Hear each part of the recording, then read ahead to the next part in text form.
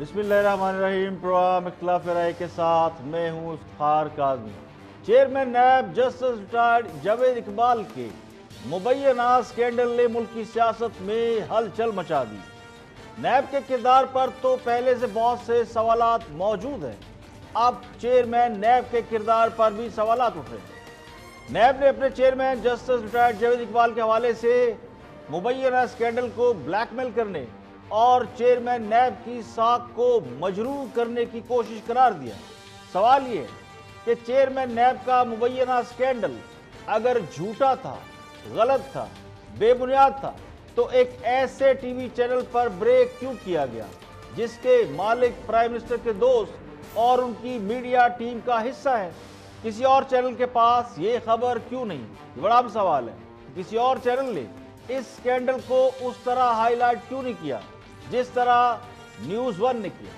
Chairman NAB گزشتہ کچھ دنوں سے متنازع معاملات میں الجھے ہوئے ہیں۔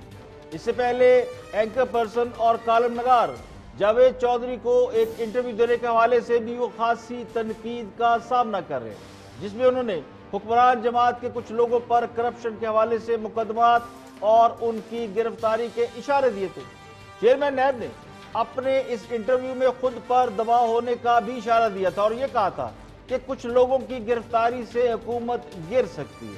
اپوزیشن نیب کے حوالے سے پہلے سے تحفظات کا اظہار کر رہی ہے۔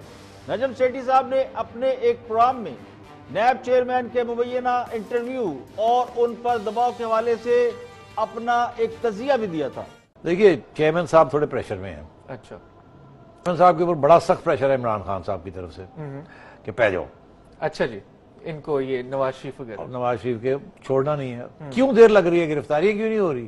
حمزہ کو کیوں نہیں پکڑ رہے؟ آصف زرداری کو کیوں نہیں پکڑا؟ جیلوں میں کیوں نہیں ڈالا؟ یہ کیوں نہیں کیا؟ وہ کیوں نہیں کیا؟ شہباز بھاگ گیا، اس کو روکا کیوں نہیں؟ یہ کی نہیں؟ ٹھیک ہے، وہ آگے سے کہتے ہیں جی میں کر رہا ہوں، قانون کے مطابق میں چل رہا ہوں۔ اوپر سے جب یہ سوچتے ہیں کہ کوئی پی ٹی آئی والے کے اوپر ہاتھ رکھے تو ادھر سے آنکھیں نکالتے ہیں پرائم منسٹر صاحب۔ اچھا، دخل ہو رہا ہے پورا، میں آپ کو بتا رہا ہوں۔ ٹھیک۔ اب چیئرمین صاحب بڑے پریشان ہیں کہ یار میں کیا کروں، تو انہوں نے سوچا کہ میرا خیال ہے، جو میری چڑیا کی خبر ہے، کہ میں پھر ایسے ہے کہ میں تھوڑی بہت ٹائٹ کرتا ہوں اپوزیشن کو جو اس قسم کی باتیں کی ہیں، وہ این آر او یہ وغیرہ۔ تو پھر سوچا کہ یہ تو بڑا ون سائیڈڈ جا رہا ہے، پرائم منسٹر تو خوش ہو جائیں گے مگر میرے اوپر پھر الزام لگنے شروع ہو جائیں گے۔ تو پھر انہوں نے ایک دو اور باتیں بھی کر دی کہ پرویز خٹک کو بھی پکڑ لیں گے، ایک آدھ ایسی بات بھی کر دی تاکہ بیلنس تھوڑا سا رہ جائے۔ مگر آپ نے نوٹس نہیں کیا جاتے جاتے وہ کیا کہہ گئے کہ تینوں سیاسی جماعتیں مجھے پسند نہیں کرتی۔ بالکل یاد ہے جی، انہوں نے باقاعدہ ہمیں تو سمجھ آ رہی تھی کہ پیپلز پارٹی اور نون لیگ تو نہیں پسند کرتی، P T I P T I کیوں نہیں؟ تو بات یہ ہے کہ عمران خان صاحب نے ان پہ پریشر ڈالا ہوا ہے اور عمران خان صاحب نے ایک نئی چلاکی کی ہے۔ عمران خان صاحب نے آپ کے ایک دوست ہیں ان کو اپوائنٹ کر دیا ایز ڈپٹی چیئرمین۔ اب امید ہے کہ آپ ہمارا خیال رکھیں گے کیونکہ آپ کے دوست ہیں وہ۔ سر اب آپ نے ذکر کر دیا، تھوڑا مشکل ہو جائے گا۔ ہاں نہیں تو وہ تو سننا پڑے گا انہیں۔ اچھا، ہاں، اس کی وجہ یہ ہے کہ ان کو لگا دیا منور کر کے، اور وہ سخت ہیں۔ اور چیئرمین صاحب شاید یہ سمجھتے ہیں کہ ارادے پرائم منسٹر کے نیک نہیں ہیں، اچھا، کوئی چیز نکال کے ان کے خلاف کچھ لگائی نہ دی جائے اور پھر ان کو ریزائن کرنا نہ پڑ جائے، اور پھر اپنا بندہ جو لے کے آئے اس کو ایکٹنگ چیئرمین لگا دیا جائے اور ڈپٹی کو وہ ایکٹنگ چیئرمین لگ جائے اور پھر ایسی تیسی کر دی جائے سب کی، کیونکہ چیئرمین لگانے میں تو پھر اتفاق کرنا ہوتا ہے نا سب کے ساتھ، اپوزیشن اور تو وہ تو پہلے بھی بڑا مشکل ہو گیا تھا، تو اب تو امپاسبل ہو جائے گا۔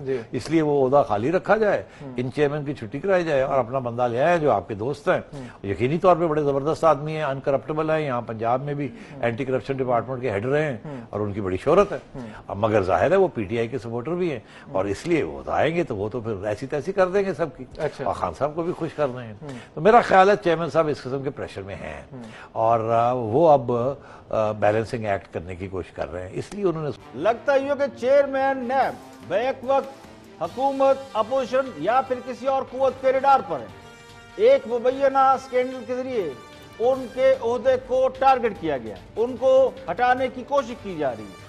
بقول نجم سیٹھی، حکومت نے ڈپٹی چیئرمین کا عہدہ تحلیق کر کے وہاں سابق ڈی جی ایف آئی اے اصغر حسین کو تعینات کر دیا۔ اگر چیئرمین نیب کسی وجہ سے اپنے عہدے سے ہٹائے جاتے ہیں یا وہ پھر عزت بچانے کی خاطر ریزائن کر دیتے ہیں تو ان کی جگہ असगर हुसैन कायम मुकाम चेयरमैन नैब हो सकते हैं, क्योंकि नए चेयरमैन नैब के लिए प्राइम मिनिस्टर और अपोजिशन लीडर की मुशावरत जरूरी है, जो इन हालात में मुमकिन नजर नहीं आती। इसलिए नए चेयरमैन नैब की बजाय एक्टिंग चेयरमैन नैब से काम चलाया जाएगा। बाज़ राय का दावा यह कि हुकूमत चेयरमैन नैब से इसलिए खुश नहीं कि वो अपोजिशन के खिलाफ मुकदमात में बहुत ढील से काम ले रहे हैं और हुकूमत को गोली करा रहे हैं, जबकि अपोजिशन के वो लोग जिनको हुकूमत जेल में देखना चाहती है वो बाहर फिर रहे हैं। या फिर अपोजिशन ये चाहती है कि चेयरमैन नैब के ओहदे को मुतनाज़ा बनाकर इस पूरे अमल को मफलूज कर दिया जाए। चेयरमैन नैब के खिलाफ तो ये स्कैंडल झूठा होगा, बेबुनियाद होगा। जिस चैनल ने ये खबर ब्रेक की उसने माफी भी मांग ली, लेकिन खुद चेयरमैन नैब जस्टिस जावेद इकबाल से मेरी दरख्वास्त है कि वो अकेले बैठकर सोचे कि उनसे ऐसी क्या गलती हुई जिससे उनकी नेक नामी पर यह दाग लगा। चौधरी अकरम एक दीनी स्कॉलर, दिन न्यूज पर उनका प्रोग्राम चल रहा है, सारी दुनिया उनकी हिस्ट्री पे, उनके इल्म पे और उनके नॉलेज पे अश करती है, उनके लेक्चर सुनती है, उनसे रहनुमाई हासिल करती है। वो नैब की तहवील में है। तो चेयरमैन नैब साहब जरा गौर कीजिएगा कि कोई बेगुनाह आपकी कैद में या तहवील में तो मौजूद नहीं कि जिसकी आहों का असर ये रंग लाया है। और अब कुछ आम खबरें आपसे शेयर करते हैं। कोयटा की मस्जिद में बम धमाके से इमाम मस्जिद में 2 अफराद शहीद, 13 नमाजी जख्मी हो गए। कोयटा की रहमानिया मस्जिद में बम धमाके की वजह से मुतअद्दिद अफराद की हालत नाजुक है। दहशतगर्दों ने धमाका खेज मवाद मस्जिद के अंदर छुपा रखा था। पुलिस जराये के मुताबिक धमाका टाइम डिवाइस के जरिए किया गया। और डॉलर मुसलसल उतार चढ़ाव का शिकार। इंटरबैंक में डॉलर रुपए की कदर के मुकाबले में 5 पैसे इजाफे के बाद 151 रुपए 50 पैसे पर ट्रेड होता रहा। ओपन मार्केट में डॉलर 50 पैसे सस्ता हुआ और 152 रुपए में फरोख्त हुआ। तजिया निगारों के मुताबिक IMF से मुआहदे के बाद हुकूमत को पॉलिसियों पर सख्ती से अमल दरामद यकीनी बनाना होगा। डॉलर के रेट में उतार चढ़ाव कुछ अरसा मजीद जारी रहने का इम्कान है, ताहम पॉलिसियों में तसलसल लाने के बाद पाकिस्तानी रुपये की कदर बेहतर होने का इम्कान मौजूद है। पंजाब हुकूमत ने साना मॉडल टाउन की JIT को काम से रोकने का फैसला सुप्रीम कोर्ट में चैलेंज कर दिया। दरख्वास्त में मौक़िफ़ इख्तियार किया गया कि लाहौर हाई कोर्ट ने JIT को काम से रोककर सुप्रीम कोर्ट के फैसले की खिलाफ वर्जी की। कानून के तहत तफ्तीश करने वाली टीम को हाई कोर्ट काम से नहीं रोक सकती। लाहौर हाई कोर्ट ने गैर आईनी तौर पर JIT को काम से रोका है। दरख्वास्त में इस्तदा की गई है कि सुप्रीम कोर्ट JIT को काम से रोकने से मुतल्लिक़ फैसला कालअदम करार दे। आइंदा माली साल का बजट 11 जून को पेश किया जाएगा। मुशीर खजाना हफीज शेख की ज़ेर सदारत बजट की तैयारियों का जायजा लेने के लिए वजारत खजाना में इजलास हुआ। बजट फ्रेमवर्क का जायजा लिया गया। हफीज शेख ने तमाम मुतल्लिक़ा इदारों को हिदायत की कि बजट की तैयारी का अमल बर वक्त मुकम्मल किया जाए। कौमी इक़्तिसादी सर्वे 10 जून को पेश किया जाएगा, जबकि बजट 11 जून को आएगा। प्रोग्राम में और भी अहम मौज़ूआत शामिल है, देखते हाईलाइट। देखिए, एक तो जो इस तरह के मामलात होते हैं कि अमन की तरफ जाएंगे या जंग की तरफ जाएंगे, उसका कोई एक फरीक की ख्वाहिश से वो मामला नहीं हो सकता। दोनों फरीकों के रवैये पे मुनहसर होगा आगे। बाज़ औक़ात एक फरीक चाहता है लेकिन दूसरे फरीक की तरफ से कोई हरकत हो जाती है। हुकूमतें चलती हैं अखलाकी बरतरी से। अखलाकी बरतरी हुकूमत खो चुकी है। तो अब वो जो कहते हैं एक जनाजा है पड़ा हुआ है, मातम करते रहें जितना देर भी आप कर सकते हैं, लेकिन बेहतरी इसमें है कि मुल्क इलेक्शन की तरफ जाए और पाकिस्तान के अवाम को एक मौका दें। देखिए, ये तो एक मेजोरिटी है ना वहाँ की डेमोक्रेसी। मैं वो सवाल मैं करता हूँ रिपीट, पहले खान साहब पे आ जाए। नहीं, पहली बात तो यह है कि अब ये कोई आसान फैसला नहीं होगा इस माहौल में आपका जाना। वो जो नवाज शरीफ साहब का माहौल था वो मुख्तलिफ था, लेकिन खान साहब तो खुद पर उम्मीद थे कि BJP आएगी, मोदी साहब आएंगे। तो मैं तो कोई एक्सट्रीम पोजीशन नहीं लेता। मुआशी धमाका ना तो मैं इससे अजीब बात करें सर, आप अजीब कंपैरिजन करते हैं। मुझे ये बताएं कि 450 बंदों में से करप्ट मैं आपको नजर आया हूँ? मुझे फिर आप दूसरी बात ये है कि आप कह देना कि या 400 फड़ो या मनु जान का दूसरी बात ये कह रहे हो। मुझे मौका चाहिए। आप मुझे काशम एक सेकंड मैं अर्ज करना चाहता हूं कुछ। अगर वो इंटरव्यू की बात कर रहे हैं तो इंटरव्यू तो वाकई कोई नहीं हुआ, क्योंकि और पूरे 2 कॉलम्स हैं, उसके अंदर मैंने किसी जगह एक बार भी नहीं लिखा कि कोई इंटरव्यू था। ये मुलाकात है, उसका टाइटल ही ये है कि चेयरमैन नैब के साथ एक मुलाकात। اور اس کے بعد یہ بیسیکلی انٹرویو کیسے بن گیا؟ اور یہ ملاقات نیب ہیڈ کوارٹر میں ہوئی، نیب ہیڈ کوارٹر میں ہوئی. آپ کے ایک تو یہ آ گیا، دوسرا یہ تھا کہ آپ لوگوں کا کوئی پلان تو نہیں باہر آنے کا، کیونکہ آبویسلی آپ کی ساری لیڈرشپ تو اندر ہے، تو گورنمنٹ کو کوئی خطرہ نہیں آپ سے. اور میرے لیے بڑی افسوس کی بات ہے اگر اپوزیشن اسٹرانگ نہ ہو تو علی محمد خان صاحب تو بڑے سکھ کا سانس لیں گے کہ یار اپوزیشن ڈسکریڈٹڈ ہے، کرپٹ ہے، عوام ان کی بات سنتے نہیں، ان کی لیڈرشپ یا فرار ہے یا جیل میں ہے یا جیل میں جانے والی. فار دیٹ پرپز اگر نیب کے چیئرمین کا مبینہ انٹرویو سن لیں زرداری صاحب کو لے کے. دیکھیں دو باتیں ملحوظ خاطر رکھنی چاہیے. ایک تو یہ کہ رمضان کے مہینے میں ایک قدرتی طور پہ ہمیشہ، آج نہیں ہمیشہ سے چیزیں مہنگی ہو جاتی ہیں روزمرہ، خاص طور پہ کھانے پینے کی چیزیں. دوسری بات یہ کہ ہمیں جو ایک اقتصادی بحران پاکستان کی تاریخ کا شدید ترین اقتصادی بحران جو ورثے میں ملا ہے. اور سب سے پہلے بات کرتے ہیں بھارتی انتخابات کے حوالے سے. بھارت میں مودی دوبارہ وزیر اعظم بن گئے، ان کی جماعت نے بھاری اکثریت حاصل کر لی. اس کے بعد پاکستان اور بھارت کے تعلقات کیا امن کی جانب دوبارہ بڑھے گی؟ اس پر بات ہو رہی رپورٹ کارڈ میں. Watch this.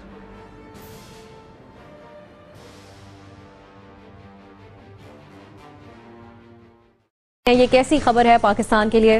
دیکھیے ایک تو جو اس طرح کے معاملات ہوتے ہیں کہ امن کی طرف جائیں گے یا جنگ کی طرف جائیں گے، اس کا کوئی ایک فریق کی خواہش سے وہ معاملہ نہیں ہو سکتا.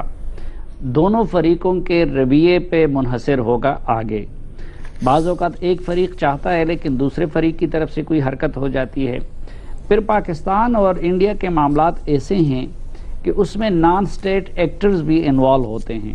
آپ دیکھیں کہ جب بھی یہ ریسنٹ پاسٹ میں دونوں ممالک کو جنگ کے قریب لائے ہیں تو وہ ہمیشہ نان سٹیٹ ایکٹرز کے کسی حرکت کی وجہ سے وہ جنگ کے قریب آئے. اور یہ بڑی بدقسمتی ہے کہ خصوصاً انڈیا نے دونوں ممالک کے تعلقات کی جو وہ چابی ہے وہ نان سٹیٹ ایکٹرز کے ہاتھ میں دے دی ہے. تو ایک اس پہ بھی منحصر ہوگا.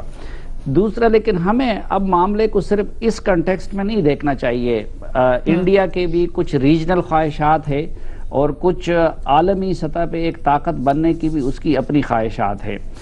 تو عالمی طاقتوں کا بھی دونوں ممالک کی تعلقات میں ایک کردار ہوتا ہے. ہمیں دیکھنا چاہیے صرف مودی اور بی جے پی کے کنٹیکسٹ میں نہیں. ہمارے اوپر ایک بڑا مشکل وقت آ گیا ہے صرف انڈیا کے کنٹیکسٹ میں نہیں، بلکہ آپ دیکھیں کہ اس وقت ہم کسی نہ کسی لیول پہ بدقسمتی سے ایران اور سعودی عرب کے کنفلکٹ میں بھی حصہ دار بنتے جا رہے. امریکہ کے ساتھ ہمارے تعلقات بڑی خرابی کی طرف جا رہے ہیں. اور آخری ایک جو پنس کیا ہے طالبان کے مذاکرات کا، وہ جب کسی طرح بیٹھ جائے گا تو پھر امریکہ بھی پوری طرح برہم ہوگا.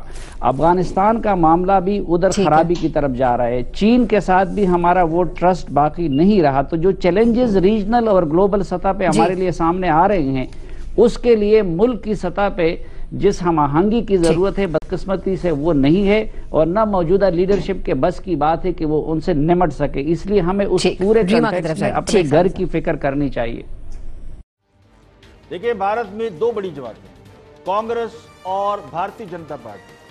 کانگریس کے جتنے ادوار گزرے ہیں، یعنی جتنی بار کانگریس اقتدار میں آئی ہے، پاکستان کے ساتھ تعلقات کوئی زیادہ اچھے نہیں رہے. تو ہسٹری کانگریس کے حوالے سے بہت اچھی نہیں، خاصی تلخ ہے. اس کے برعکس بی جے پی کے لوگ جب بھی اقتدار میں آتے ہیں پاکستان کے ساتھ تعلقات ٹھیک کرنے کی ایک آدھ سنجیدہ کوشش ضرور نظر آتی ہے. واجپئی تو بس پر بیٹھ کر پاکستان آ گئے تھے، جبکہ نریندر مودی بغیر کسی دعوت کے پاکستانی وزیر اعظم کے گھر خود چل کر پہنچ گئے تھے. نریندر مودی کی جیت کوئی غیر متوقع نہیں ہے.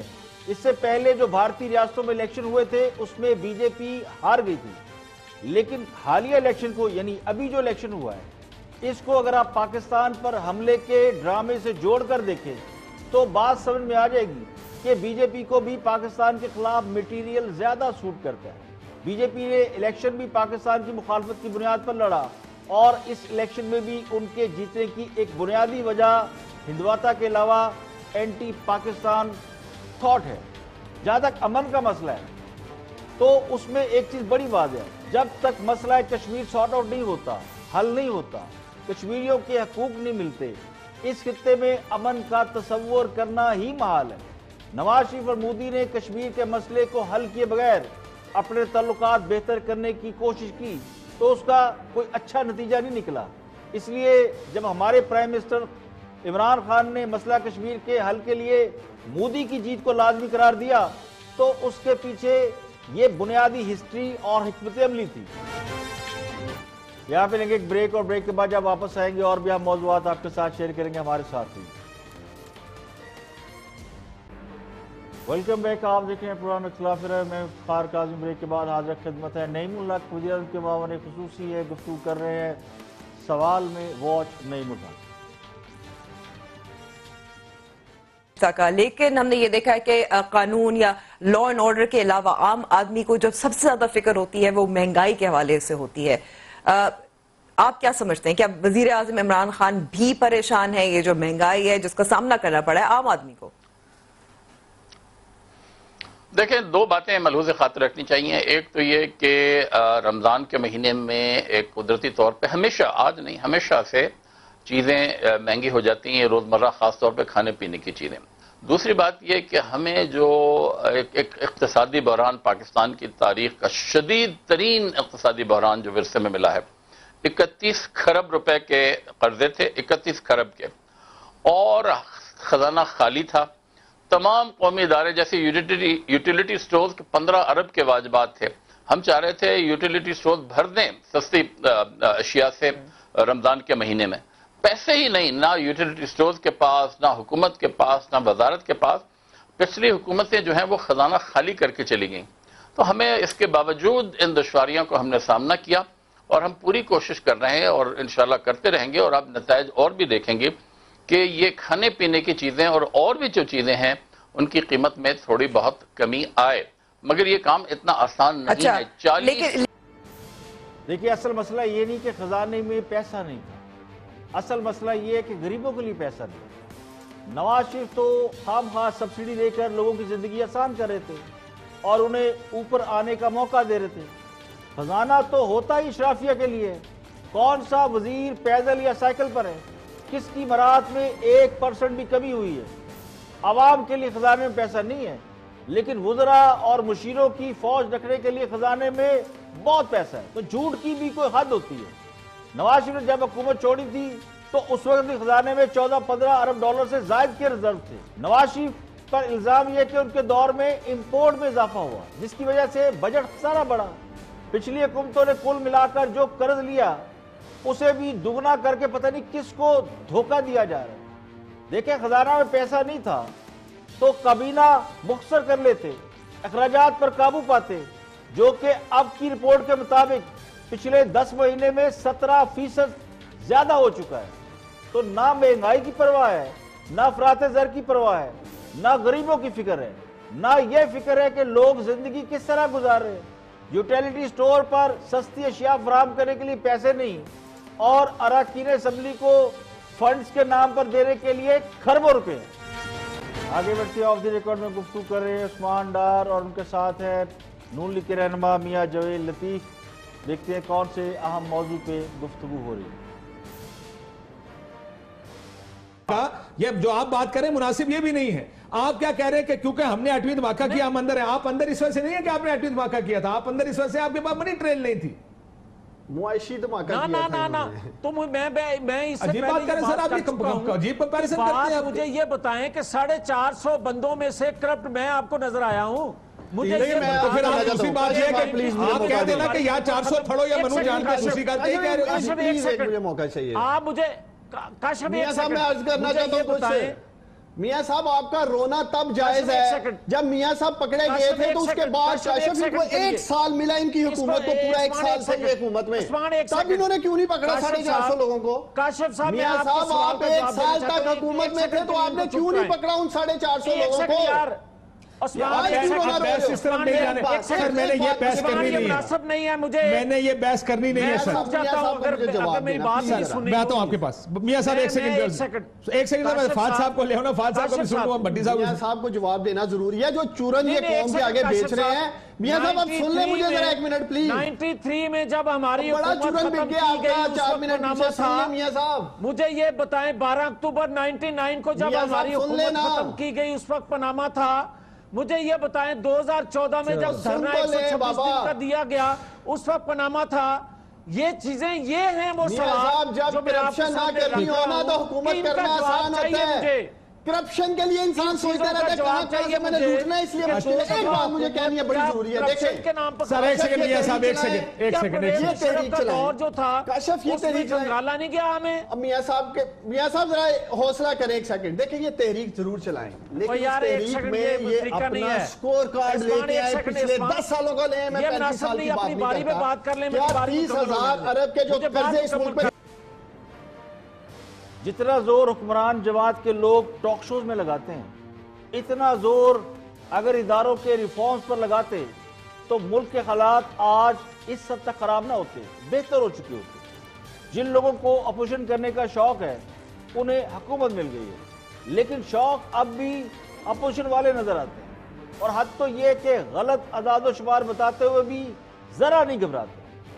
اپوزیشن نے ابھی تحریک نہیں چلائی, صرف تحریک چلانے کی بات کی ہے, تو ابھی سے یہ حال ہے کہ منہ سے جھاگ نکل رہی ہے. اپوزیشن نے حکومت کے خلاف تحریک چلانے کا صرف اعلان کیا, جس سے حکمران جماعت کو پھر سے یہ موقع مل گیا ہے کہ وہ پچھلوں کے رونے روئے, موجودہ کارکردگی پر بات ہی نہ ہو, اور شاید حکومت اسی ارادے پر عمل پیرا ہے کہ اپوزیشن کے ساتھ معاذرائی اور تو میں کر کے وقت گزارا جائے. اور کالم نگار, سیریل جرنلسٹ اور اینکر پرسن جاوید چودھری گفتگو کر رہے ہیں حامد میر سے. جاوید چودھری نے ایک ملاقات کی تھی جسٹس ریٹائرڈ جاوید اقبال صاحب جو چیئرمین نیب ہیں. اس کے بعد اس انٹرویو یا اس ملاقات کے حوالے سے بہت سے سوالات زیر گردش ہے. جاوید چودھری اس حوالے سے اپنا موقف پیش کر رہے ہیں, واچ لیجیے.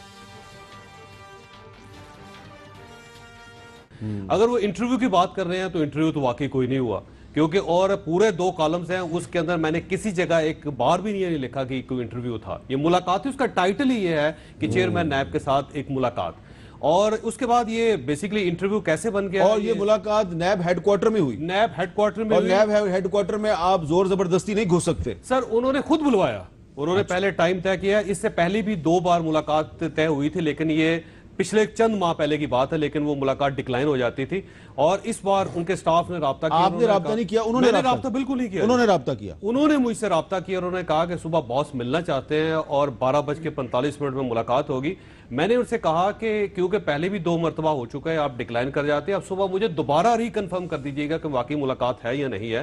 تو صبح میسج آیا کہ واقعی ہے اور 12:45 پہ آپ نے آنا ہے. 12:45 میں چلا گیا, اور اس کے بعد جب ان کے آفس میں مجھے لے جایا گیا تو جو صاحب لے کے گئے ان کو انہوں نے باہر بھیج دیا, اور 2 لوگ رہ گئے, میں اور وہ.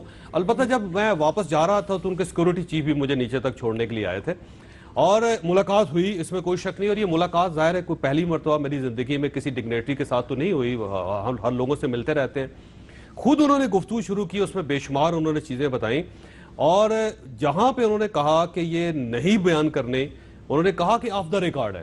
وہ آف دا ریکارڈ آج بھی آف دا ریکارڈ ہے. میں نے کسی جگہ نہ لکھی ہے, نہ وہ میر صاحب لکھوں گا, نہ میں نے بولی ہے. وہ جو انہوں نے کہا کہ منسٹرز کالونی کے بنگلہ نمبر 29 سے میری کچھ اہم فائلیں چوری ہوگی, یہ انہوں نے آن دی ریکارڈ بات کہی. سر آن دا ریکارڈ کہی, اور لیکن اس میں کچھ چیزیں اور بھی انہوں نے بتائی کہ فائلیں کون سی ہے اور باقی چیزیں کون سی چوری ہوئی تھی, لیکن انہوں نے کہا تھا یہ آپ نے بیان نہیں کرنا, وہ اس کالم میں نہیں ہے. انہوں نے کہا پرویز خٹک گرفتار ہو جائیں گے. پرویز خٹک کا انہوں نے آن دی ریکارڈ, اور آن دا ریکارڈ انہوں نے کہا کہ ان کے خلاف ریفرنس تگڑا ہے.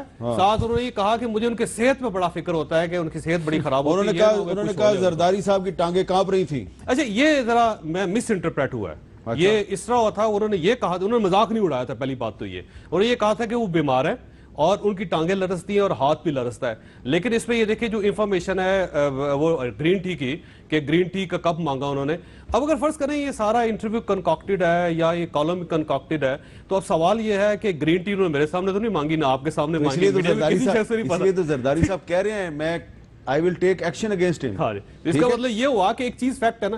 میں آج بھی کہتا ہوں کہ اس میں جو فیکٹس ہیں, اگر وہ نیب چیلنج کرنا چاہے تو میں ہر فیکٹ. اچھا تو یہ بھی انہوں نے. جاوید چودھری کی گفتگو سے لگتا ہے کہ چیئرمین نیب سے ان کی ملاقات کسی ایجنڈے کے تحت ہوئی تھی, یعنی کوئی پلان تھا. اور چونکہ اس وقت اپوزیشن کو گرل کرنے کا کام نیب کے سپرد ہے, تو نیب کی اپنی ساکھ پر بہت سے سوالیہ نشان لگے ہیں. تو ہو سکتا ہے اس ساکھ کو بچانے کی کوشش کی گئی. جسٹس ریٹائرڈ جاوید اقبال اور جاوید چودھری کی ملاقات کے بعد دونوں جاوید اپنی اپنی صفائیاں دیتے پھر رہے ہیں. ہمارے دوست مطیع اللہ جان نے اس حوالے سے ایک کالم لکھا، تو وہ یہ کہتے ہیں کہ جب کالم نویس خبریں بریک کرنا شروع کر دے تو یہ سمجھ لے کہ ایجنڈا ہے، کیونکہ خبریں بریک کرنا رپورٹرز کا کام ہے اور رپورٹر فریقین کا موقف لے کر خبروں کے صفحات پر چھاپتا ہے، ایڈیٹوریل صفحے پر کسی کے ایجنڈے کو اپنی رائے اور تجزیے کی جگہ بطور کمی گاہ کرائے پر نہیں دیتا۔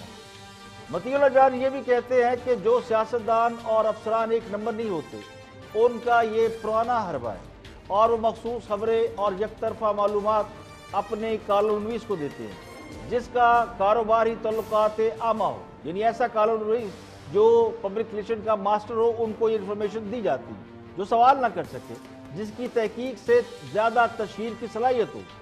اس طرح کے طے شدہ انٹرویوز کا بنیادی مقصد کسی طے شدہ منصوبے کے لیے رائے عامہ ہموار کرنا اور ادارے یا افسر کی گرتی ہوئی ساکھ کو سہارا دینا ہوتا ہے۔ تو مطیع اللہ نے اور بہت کچھ لکھا ہے، لیکن میں اس میں سے کچھ تجزیاتی نکات کا ذکر اس لیے کر رہا ہوں کہ پس منظر کو سمجھا جا سکے۔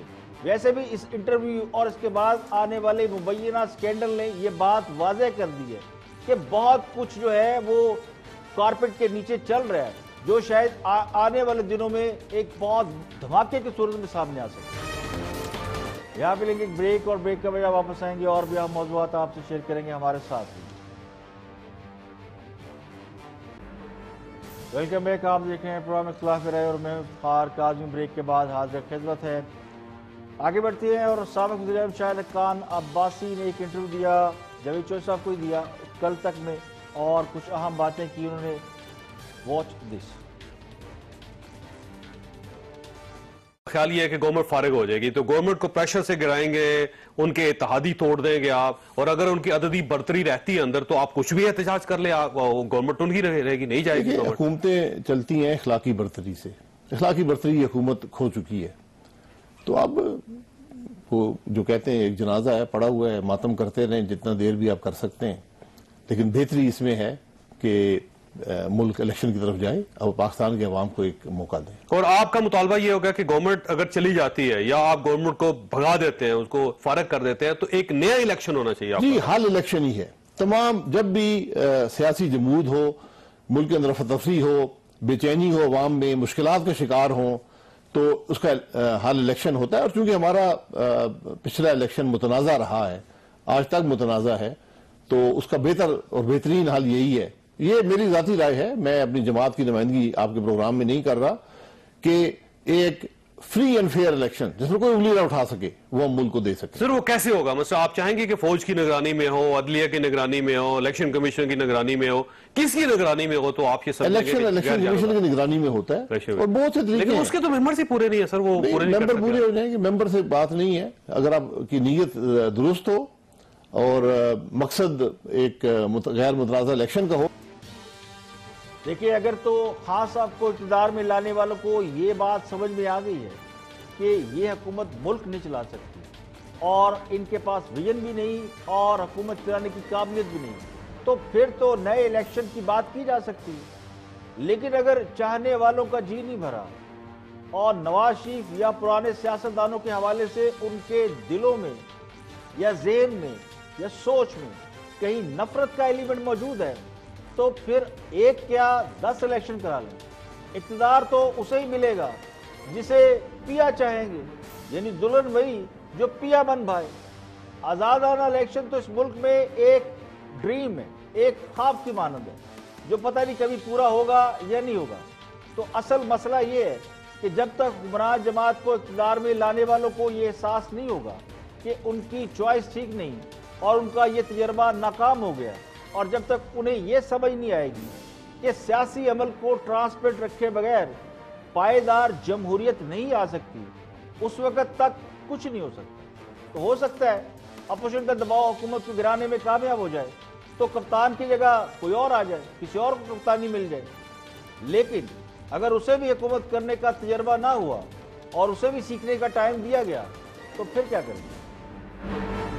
اب ذرا انڈیا کے الیکشن کی ایک بار پھر بات کر لیتے ہیں۔ نقطہ نظر میں مجیب الرحمان شامی صاحب نے بھارتی الیکشن کے حوالے سے اور پاکستان بھارت تعلقات کے حوالے سے گفتگو کی، دیکھتے ہیں شامی صاحب کیا کہتے ہیں۔ دو نقطے شامل صاحب اور متحد ہو کر ہم آگے بڑھیں گے. دو نقطے آپ کی توجہ کے لیے. ایک، اگر عمران خان صاحب کو دعوت دی جاتی ہے تقریب حلف برداری میں شرکت کے لیے تو کیا انہیں جانا چاہیے؟ ایک.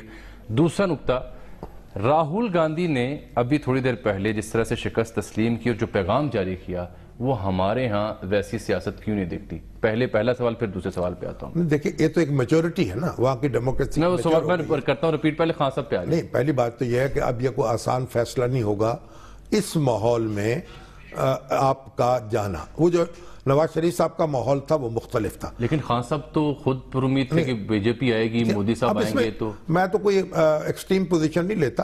اگر کوئی راستہ بات چیت کا نکل رہا بھی، سشما سوراج نے بھی تو مٹھائی پیش کر دی ہے نا شاہ محمود قریشی کو، میٹھا لے کے آئی ہوں تاکہ آپ کی کڑتن کچھ کم ہو جائے. اور اسی طریقے سے پھر آپ نے کہا مودی صاحب جو ہیں وہ نواز شریف صاحب سے ملنے کے لیے یہاں بھی پہنچ گئے تھے اچانک. ایک بڑا انیشیٹو تھا جو ہماری انٹرنل پالیٹکس کی نظر ہو گیا. تو اس لیے ہمیں کوئی راستہ بھی ہو، میرا خیال راستے بند کرنا جو ہے وہ کوئی اچھی بات نہیں ہے. جہاں سے راستہ کھولے اگر وہ دعوت اسے کھولنا چاہیے. اگر وہ دعوت دیتے ہیں تو اس کا مطلب ہے انیشیٹو تو آ جائے گا انڈیا کی جانب سے، یعنی وہ ایک سٹیپ آگے بڑھا رہے ہیں. دیکھتے ہیں ابھی جانا چاہیے اتنا ابھی انڈیا کی طرف سے ایسا کوئی پیغام نہیں آیا، اتنے جذباتی ہونے کی ضرورت دوسرا نہیں ہے. جو راہل گاندھی کا جس طرح سے انہوں نے شکست تسلیم کرتے ہوئے یہ کہا کہ اپنے نظریے کے ساتھ متحد رہیں، پریشان ہونے کی ضرورت نہیں، اور ابھی اس وقت اپوزیشن کرنے کا وقت نہیں بلکہ مبارکباد دینے کا وقت ہے.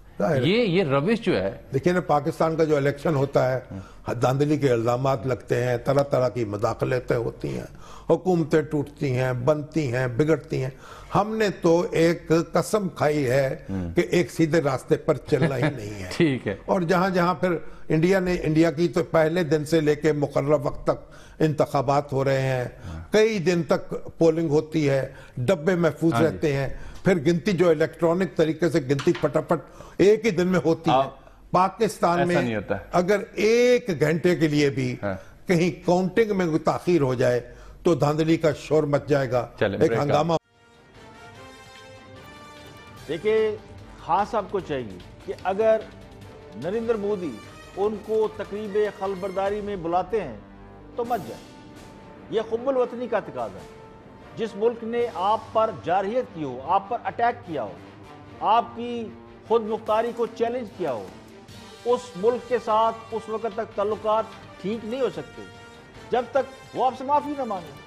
تو اٹیک بھارت نے پاکستان پر کیا تو معافی بھی ڈیو ہے مودی کے اوپر. اس بات کی امید تو کم ہے کہ بھارتی وزیر اعظم پاکستان کے وزیر اعظم کو اپنی تقریب حلف برداری کی تقریب میں بلائیں. ہاں صاحب مودی کے حوالے سے کہہ چکے ہیں کہ بڑے بڑے عہدوں پر چھوٹے چھوٹے لوگ براجمان ہیں. یہ بات انہوں نے مودی کے حوالے سے کی تھی. پھر بھارت نے پاکستان پر اٹیک کر دیا.